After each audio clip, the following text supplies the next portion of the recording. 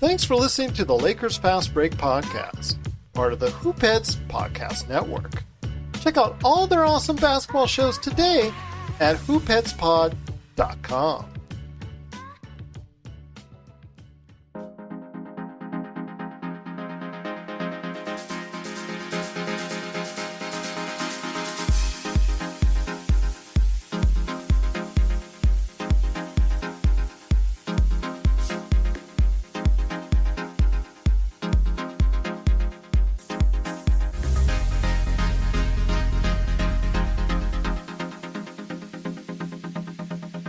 And we're back with another episode of the Lakers Fast Break podcast. It's Gerald Glassford coming right back at you here from Lakers Fast Break, Pop Culture Cosmos, Inside Sports Fantasy Football, and Game Source. We truly appreciate everyone out there listening to all of our shows. And if you can, please give us a 5-star review on Apple Podcasts.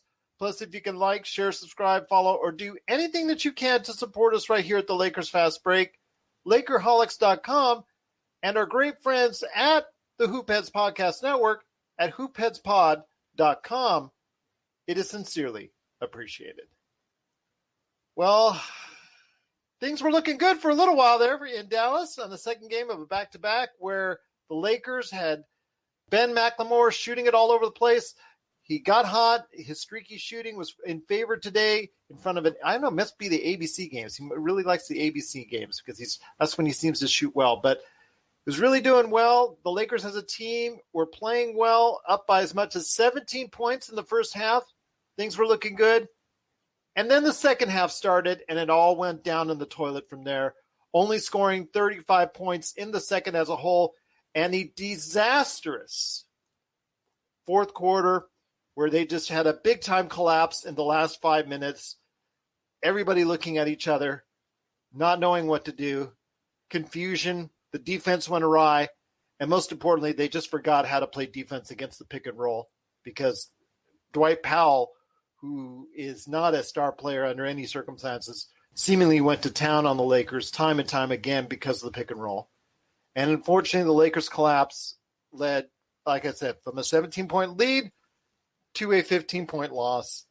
And again, this is a team that was tied halfway through the fourth quarter and looked like they were very much in the game and just simply got destroyed in the back half of the quarter by the pick and roll.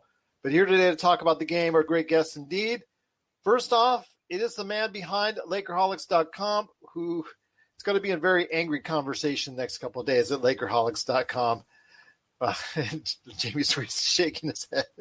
But there is going to be a lot of angry conversations at Lakerholics.com. But it is led by the good man indeed. It is LakerTom. And LakerTom, you got to be really disappointed in the second half. You had AD for a good portion of it. AD still getting himself into shape. You had Ben McLemore, who, like I said before, is very streaky, and catch him on a good day. You've got to go ahead and pull it out. They had him on a good day, and unfortunately got destroyed in those last 5 minutes. Well, I think what happened in this game is our rent-a-center situation just really got exposed because basically you had our centers, namely Gasol, and they decided not to play Harold tonight, Gasol and Drummond, scoring 7 points, while the opposing center, who had a terrific game and showed you exactly how you do finish on plays around the rim, something that Drummond simply does not even grasp in the slightest. But Powell was terrific. You notice every time he was under control when he got those passes inside. And he executed the shots, and he scored 25 points. We got outscored by 18 points from the center position, and I didn't even count Willie Cauley-Stein. I don't even know. He made a couple of baskets there. Willie also knows how to catch the ball and throw it down, something that's beyond Drummond, The simple fact that they sat Harrell will tell you exactly that the coaching staff sees the exact same situation. They went through this season reducing the amount of plays that Anthony Davis would play at center from 25% last season during the regular season to 7%. And then they go out and get Drummond, I guess with some sort of crazy idea that, hey, we can reduce this all down to 0 and let Anthony play the entire game at power forward.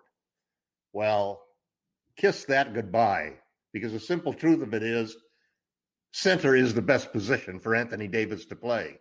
And the Lakers are a better team every single minute that he plays. And they are not going to win a championship with Drummond, Gasol, or Harrell playing the five. And they didn't even have Porzingis in the lineup. And that's, to me, was inexcusable that you don't have Porzingis in the lineup. You're basically relying on them running 60 to 70 pick and rolls a game. And they did just that, and the Lakers just seemed befuddled in the way they Drummond wanted to doesn't know how to play the pick and roll. He finds himself in the middle in no man's land on every single pick and roll. Exactly. He's not close enough to contest the dunk, and he is not going to do anything on the perimeter.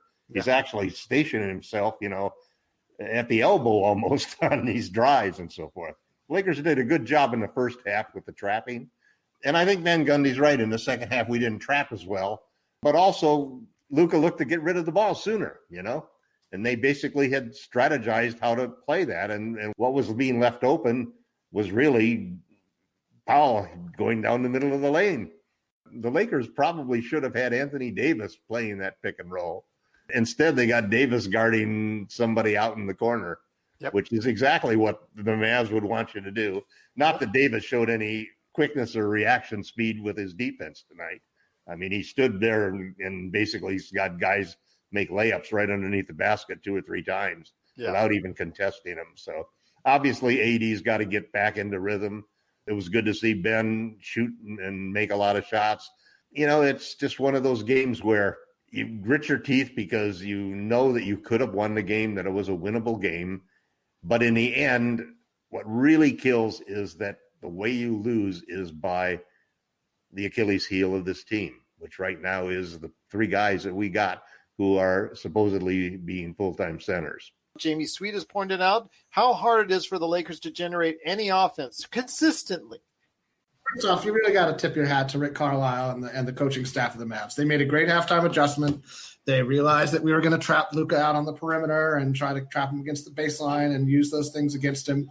And they had their guys cut faster. They didn't look for the open 3-point shot. They used the lure of the open 3-point shot in the corner. So you can't point to one guy and say, this guy was playing terrible defense tonight. In the second half, our defense let us down, I thought, more than anything else. Yes, you can. What one guy lost us the game on defense tonight? No, I didn't say that, but you could sure point to 1 or 2 guys as being the main deficient defenders during the game. Ben made 20 points and hit 5 threes. No, he's not good defensively. And Drummond gets, as you said, and Drummond doesn't even know where to be. Drummond wasn't, but he causes confusion for everybody else. And that's one of the issues with a buyout player. You don't have any, especially this season. There's no practice. He didn't go through camp. It's also just the natural intuition and anticipation that you have to play good defense and a sense of where you are on the court and where everybody else is. He's the kind of guy that if you were to stop and blindfold him at one point in time, he couldn't tell you where he was on the court.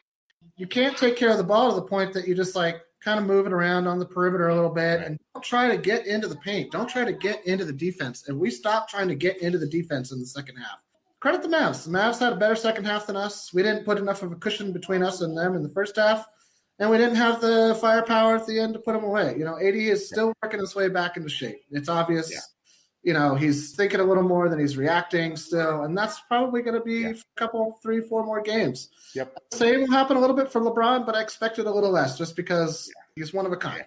They played well defensively in the second half because holding us to 14 points in the fourth quarter was really a terrific effort. And you could see it in the sense that Dennis did not really, I think he made maybe 1 jumper in the second half, but almost everything he got was in the first half.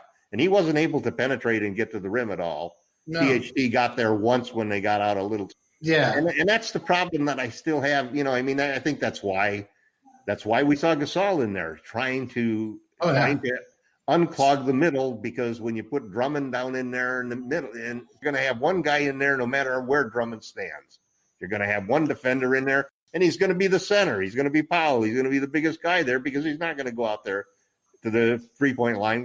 It just doesn't work, especially when you got LeBron in the game. You want to surround him with shooters, and you don't want anybody in the middle. You wanted just a wide open lane so he and AD can go downhill. Today we had the complete opposite because of excellent defense by the Mavs. They deserved this 2-game set, and they took it from us. And they have the tiebreaker. And they're in 6th place. This is Raphael from NBADraftJunkies.com, and you are listening to the Lakers Fast Break.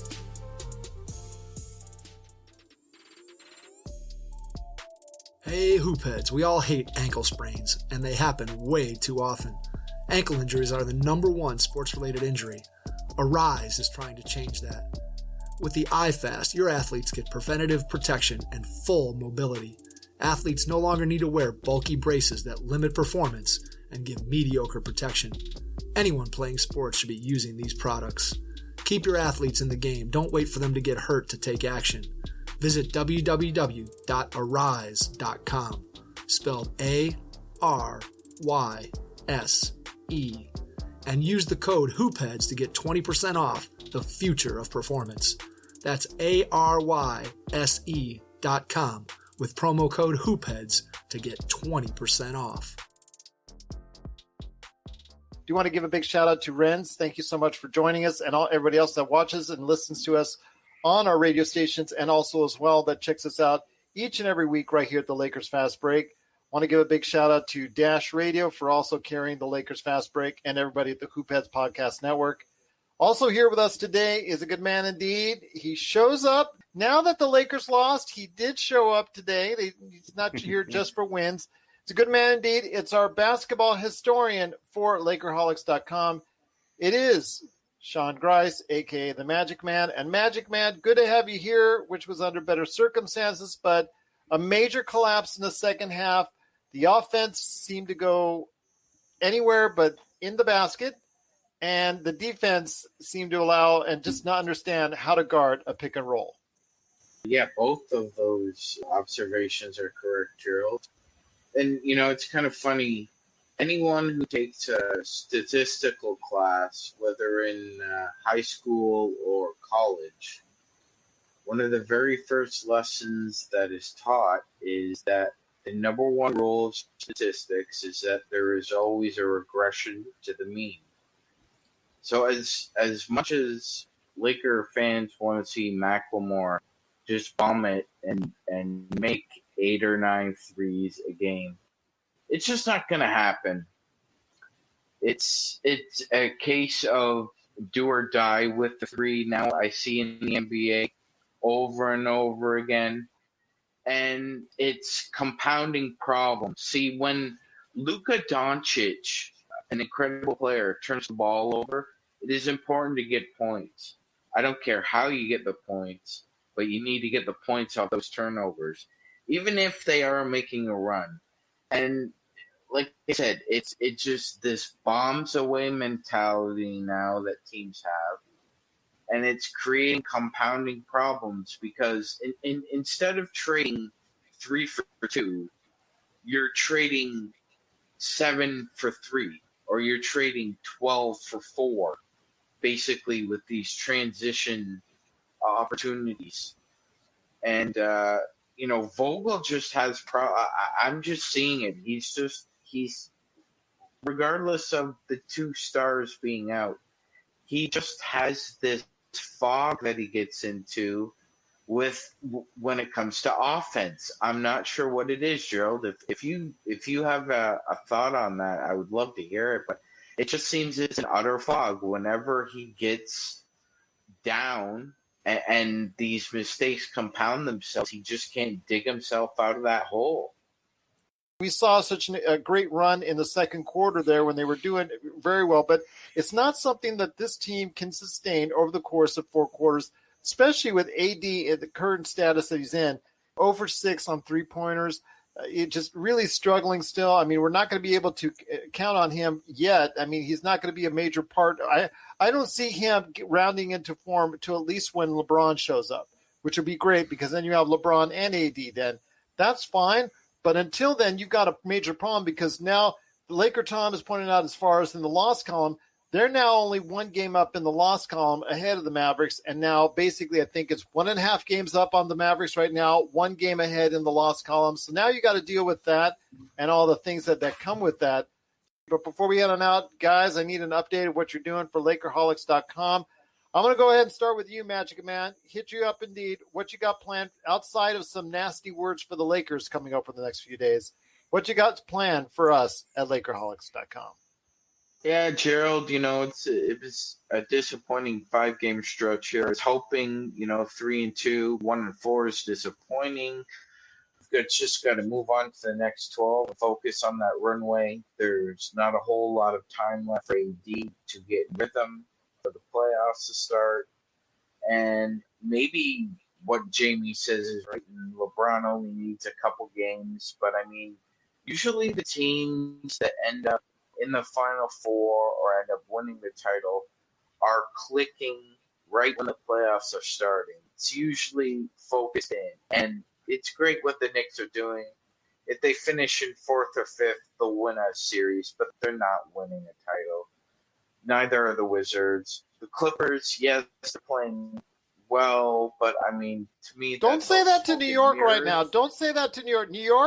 New York has already got their championship tickets printed and already purchased, okay? They are all in on playoff mania in the Knicks land right now. Gerald, the last time the New York They've got Knicks Randall won, for MVP, the whole thing. I think the last time the New York Knicks won a championship, LakerTom was in college. LakerTom was not in college. LakerTom was in diapers, probably. No, I know when they won. I was just kidding. Actually, I was in diapers the last For time. the Knicks winning a championship? That was in the early 70s. So, yes, I was. No, did you remember that? No, I don't remember even turning on a TV. Sorry. I wasn't even alive when the Knicks won a championship. Really? I was going to say because... Was it 71 or 73? No, I don't know. 73. Dave Bushler and all I was those guys. 4. I was 4, just to give you an idea. I was about to be born in November of 1974. So yeah, knowing me, I was probably still in diapers because people said I've been in diapers ever since. But I remember watching the Knicks. I remember watching the Knicks play, and they really played a kind of basketball that the closest thing that I've ever seen from it since those days were the Golden State Warriors of moving the ball around. Well, and Tom Thibodeau plays Barrett and Randall 500 minutes in a game. So, because I think they're 1 and 2 in the league in minutes played right now. I know at least Randall's number 1 and Barrett's not far behind. So this is Thibodeau. Yes, yep. This is the short burst you get from Thibodeau. We're going to see 2-3 years down the line if people are still in love with Thibodeau in New York because he always seems to burn his welcome out after a while because he burns his players out. But right now, they are feasting. And you know what? I'm happy for the Knicks fans. I'm really happy for the Knicks fans because they are long-suffering Knicks fans, and they're finally getting a taste. Right now, they're in 4th. I don't think they have any plans or designed to get into the top 3. They're not going to go any higher than 4th. Yeah, they're not going to get in the top 3 because Milwaukee is actually sneaking into that number 1 conversation. So people better watch out for Giannis Antetokounmpo, especially after a big win against Philadelphia today. But there's only 1 and 2 losses separate those 3 teams in the East. Yeah, so you know what? It's getting close there indeed. In fact, the entire Eastern Conference, you're watching it now. It's really exciting. From 1 to 10, it's really exciting there. Western Conference is a little more defined, and hopefully in the next week or 2, it'll be defined for the Lakers where they're at, hopefully staying at number 5 or at least getting maybe possibly to number 4.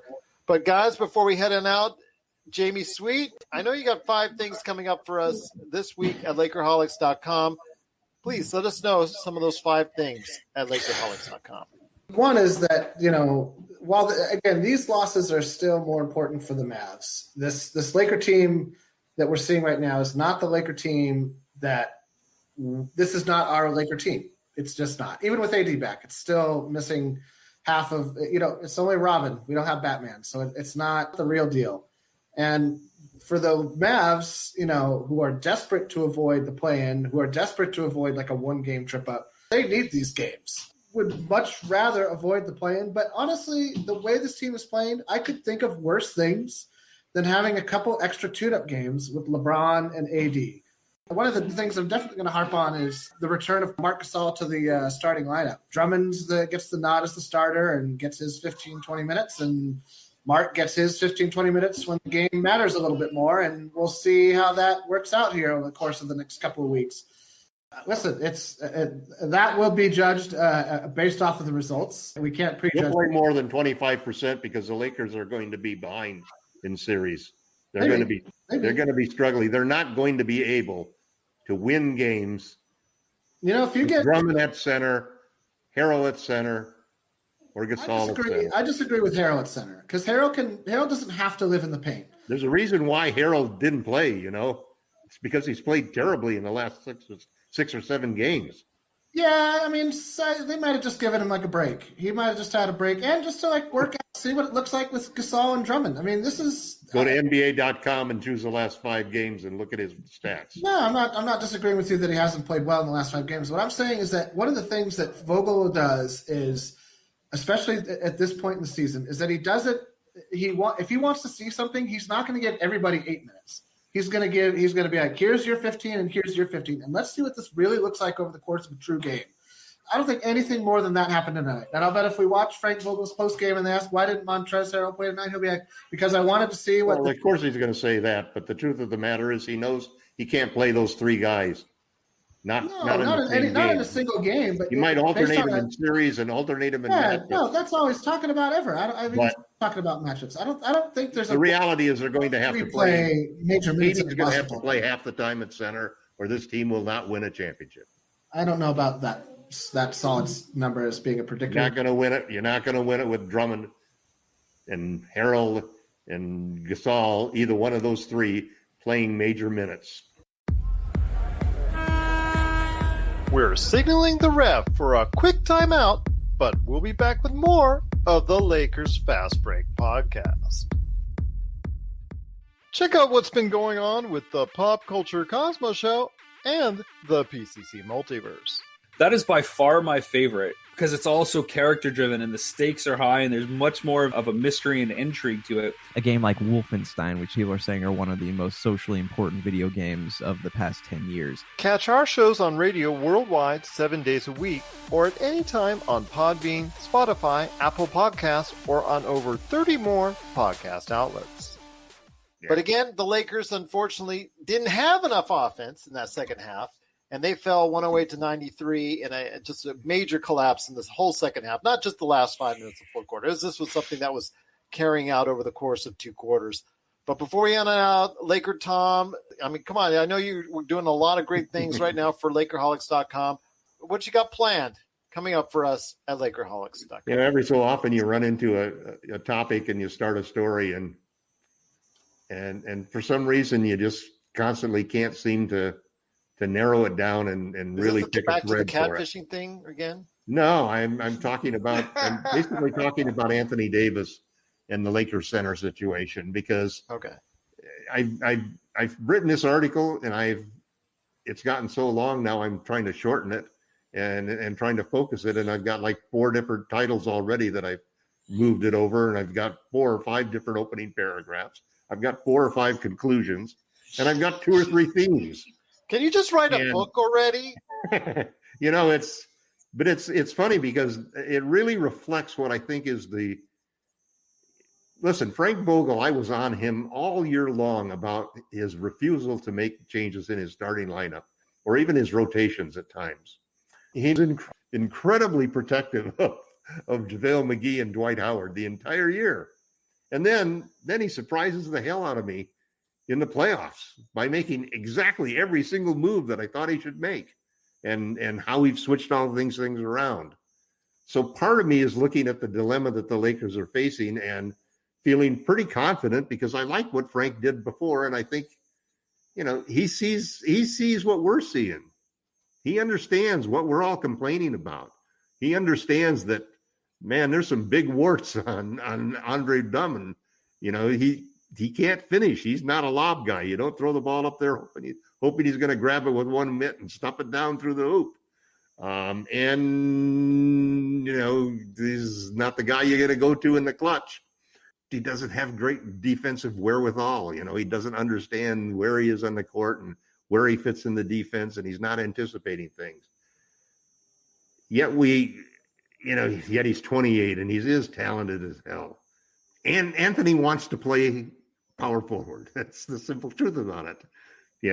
He doesn't really want to play power forward. What he really wants to play is modern center. But unfortunately, we're not structured to have a team offensively where he can be a modern center. Instead, we've got these dinosaurs sitting there taking up all the room in the lane that force him to be not the kind of center that he'd like to be, but a power forward, just because there's some big center sitting in the middle of the mess, using up all of that space, causing all of that congestion. So so anyway, I'm trying to figure out where to go with this whole thing. Part of it is, I think that, number one, his best position is center. There's no doubt about it. There's no question about it. There's no debate about it. Number two, the Lakers are better when he's at center than any other position that he plays. And if you can't find, maybe we're going about it wrong is one approach that I've been playing with. Maybe we're going about it by trying to say, well, he's going to be a power forward, so let's put a center in there. Maybe we ought to go out and instead get a power forward who can guard any of these big centers and let him play center, because we can take away the things he doesn't like about center. You don't want to guard Embiid? No problem. We got this guy to guard Embiid. Or we'll bring a guy off the bench to guard Embiid. But you're going to be our center, and you're going to play center, and that's the best for you. That's how you're going to become the fourth greatest center in the Lakers. You're going to join Kareem and Shaquille and Wilt and be a legendary Lakers center. I mean, that's what we're known for. That's what he should be wanting. I mean, could you imagine Kareem saying, I want to play power forward, or Shaq saying that? I mean, it's a whole different situation today, and he's a different kind of center than any other center we've had. He is the modern prototypical center, and we should take advantage of him. We should have him play that center position, surround him with the people so that he'll be able to surround him with shooters, get a power forward who is a real monster, somebody like Draymond Green, who can impact the game and take that load off. He can guard the tough guys and so forth. So there's pathways for us, but center is really our problem right now. Who's going to play center? Is Anthony Davis going to play center enough for us to win? Well, check out his articles on that and so much more, if it actually comes to fruition, because he's still starting those startings. But you know what? I think you should go ahead and make that book. And I got a title for you all planned out. It's called "How Many Times Can LakerTom Write Anthony Davis Play Center?" in a book. 80,000. Yes, because how many times can LakerTom say Anthony Davis needs to play center during a podcast? He certainly said it a lot. So 48 by my count. And I'm not disagreeing with him every time he says it. Anthony Davis needs to play center. Anthony Davis needs to play center. Yep. Yeah, even 50. Right? It's like an episode of The Simpsons where you have Bart Simpson needs to go ahead and write that 100 times on a chalkboard. Yeah. Right, exactly. The reverse on the screen, Sorry. Yes. We got you a couple of buckets in the last 14 seconds to get you up to 50. So Markieff Morris, get ready. You're going to be playing a lot more. Bad game from Keith, too. We Cedric Ceballos do. So there you go. For LakerTom, it's Anthony Davis and the Island of Misfit Toys at center. It is the Island of Missing Centers, definitely. All right. Well, once again, the Lakers did fall to the Dallas Mavericks in the second game of back-to-back, 108-93. We will be back, hopefully with better tidings for everyone out there. We will be back on Monday. Monday. That's right. Monday, the Lakers have an early game in Orlando as they continue their road trip, hopefully with better tidings, because Orlando wants to lose, at least seemingly, because they're in the middle of that tank. So they want to go ahead and tank to get a better draft choice. So that will hopefully mean that the Lakers will go ahead and have better returns. But we will be here after the game on Monday night. So please check us out, Lakers Fast Break. If you have any questions for us, LakersFastBreak@yahoo.com, at LakersFastBreak on Twitter, at LakerTom on Twitter. Well, we're not Vivian Flores on Twitter, that's for sure. We're not going to go down that road because that was a lot of catfishing. We don't want any part of that. In fact, I see all the players today. They're all here. I can see all of his. I don't think anyone's being photoshopped this time around. So I think we're all good. I think we're all legit here at the Lakers Fast Break. We do appreciate, again, that you're part of this show, part of this broadcast. And please, if you have any questions for us, LakersFastBreak@yahoo.com. Well, once again, it is the Lakers coming up a little bit short. Okay, really, second half was really bad. A lot short. Yeah, a lot short. We scored three more points in the second half than we did in the second quarter. So yeah, I can't mince words. It was really bad. 108-93, a major collapse in the second half. Here's hoping that the Lakers will go to Orlando, and hopefully we'll have a better week, and hopefully you will too, as Lakers fans, because we're coming right back at you on Monday night after the Orlando game, right here at the Lakers Fast Break Podcast.